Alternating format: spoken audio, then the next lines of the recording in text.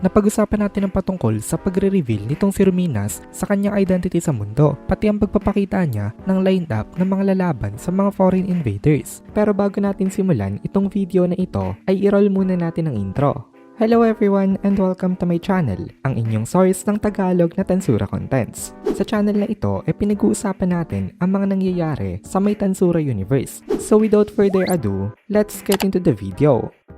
Nag-upload na nga pala guys ang Kohay PH ng Tagalog na solo leveling. Kaya kung gusto mo makapanood ng Tagalog solo leveling contents, bisitahin nyo ang Kohay PH. Link in the description. So ngayon, pinapakita nga nitong si Ruminas ang lineup. Itong si Ruminas nga ang head nitong grupo na ito. Ang kasunod naman itong Purple Primordial na si Ultima, Saint na si Hinata, Hero na si Masayuki, at True Dragon na si Velgrind. Sabi nitong si Ruminas, kaibigan niya daw itong mga ito. Nakasama niya rin ng mga lalaban. Nung nakita ng mga tao ang mga kakampi niya, talagang ginanahan itong mga ito. Sabi nila, sure win na daw kapag itong mga ito ang mga magkakakampi. Talagang tuwang-tuwa sila, lalo na yung mga residents ng Ingrasya, kung saan galing itong si Masayuki dati. Talagang napaka-heroic nitong figure niya dito, kaya ang laki ng tiwala sa kanya nitong mga tao. Pero hindi lang si Masayuki ang sobrang popular, kasi ang pangalan daw na Velgrind isang terror sa mga nakakaalam kung gaano kalakas ang mga True Dragons. Kilala itong si Velgrind bilang isang fearsome na empress, na maging ang Storm Dragon na si Veldora hindi kayang pumalag sa kanya.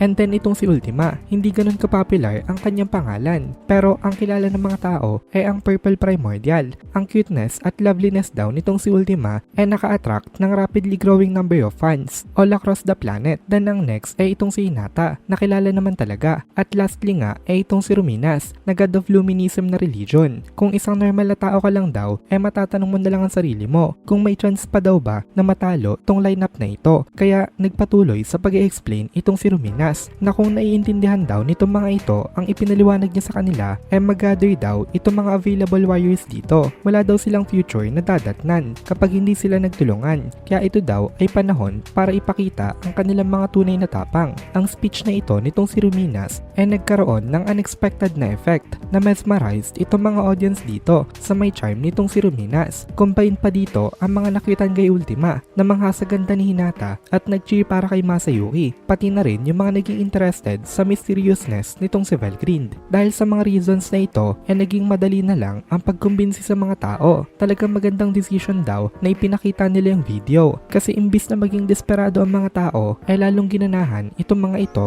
na sumali sa mangyayaring battle. Actually, naging excited pa nga daw itong mga warriors na nakapanood sa kanila. Gusto nila makita in person na sama-sama itong mga nakita nila kanina sa may malaking screen, na para bang nagre-reenact sila ng isang myth in this apocalyptic situation. Parang hindi talaga naiintindihan totally nitong mga nandito itong threat sa kanila, kasi parang pakiramdam pa nila pupunta lang sila sa isang magandang field trip. Ngayon climax na ito ng speech nitong si Ruminas. This time naman ini-address niya ang mga leaders, na napunta lang daw itong mga ito sa kanilang position dahil sa kanilang mga people. Itong mga nobles at mga kings na proud ngayon sa kanilang status. Pero ngayon wala daw ibang tatakbuhan itong mga ito, kasi threatened nga ang buong mundo. Kaya kung gusto daw nila makasurvive, i-lead daw nila ang kanilang mga soldiers ng maayos at ipadala dito ang kanilang mga strongest warriors para makasurvive sa may crisis itong kanilang world. Para naman daw sa mga hindi magpa-participate, okay lang naman daw. Basta wag daw itong mga ito magpapabigat sa kanila,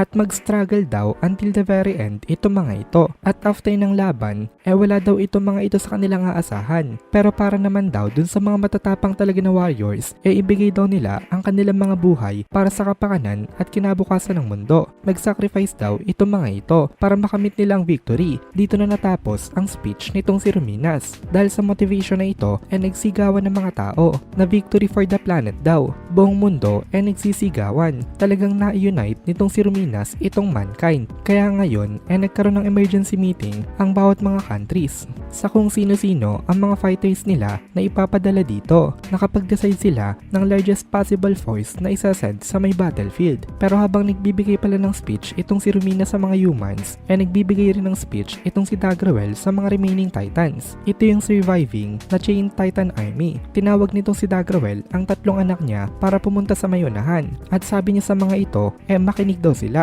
Hindi niya na daw kaya gumalaw ngayon. Kaya ibinibigay niya na daw sa tatlong ito ang authority. Itong si Dagora daw ang kanyang deputy. Tulungan daw ito nitong sila Liura at Deborah. Gawin daw nitong mga ito ang best nila para sa prosperity of the Giants. Tumango naman itong tatlong anak nitong si Dagrawel dito. Tapos ini-address naman itong si Dagrawel ang kanyang mga soldiers. Sabi niya, sa mga warrior of the Giants daw ay pagpasensyaan na daw siya nitong mga ito. From now on daw, itong si Dagora na muna itong kanilang leader. At sundin daw nilang lahat ang mga orders na ibibigay nito sa kanila. Nag-agree naman lahat ng mga Titans at nagsigawan silang lahat para sa kanilang bagong leader. Mukhang popular itong si Dagora sa mga Titans. Pero again, deputy lang talaga siya habang hindi pa nakakagalaw itong si Dagrawel. Until then nga, siya talaga ang leader. Nagsalita naman itong si Basara na wag daw mag-alala itong si Dagrawel kasi poprotektahan niya daw itong sila Dagora kahit na ano daw ang mangyari. Itong si Basara ngayon guardian na nitong si Dagora. Imagine na lang natin kung si Dagora na ang leader nitong mga Titans at itong si Dagora